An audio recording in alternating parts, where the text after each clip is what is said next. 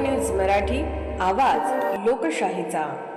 तणांवर सर्वात दीर्घकाळ नियंत्रण, UPLचं स्वीप पॉवर, सर्वात सुरक्षित, सर्वात परिणामकारक।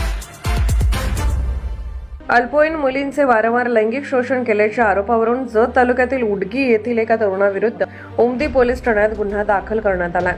महेश बसप्पा चौगले असे गुन्हा दाखल झालेल्या संशयिताचे नाव आहे। त्याच्या विरुद्ध बालकांचे लैंगिक अपराधापासून संरक्षण अधिनियम अर्थात पोक्सो कायदा तसेच भारतीय न्याय संहितेअंतर्गत कारवाई करण्यात आली आहे।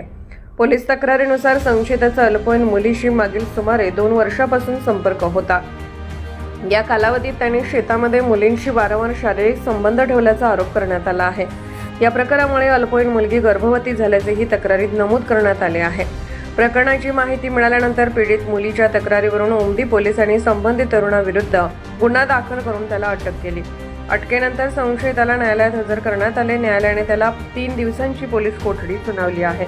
या प्रकरणाचा पुढील तपास उमदी पोलीस करत आहेत। अल्पवयीन पीडितेची ओळख कायद्यानुसार जाहीर करण्यात आलेली नाही।